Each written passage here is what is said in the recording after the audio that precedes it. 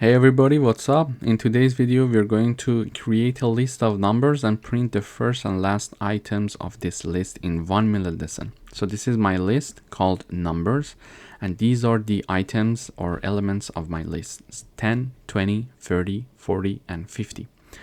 Then I would like to print the first number and the last number, meaning that I would like to print number 10 and number 50.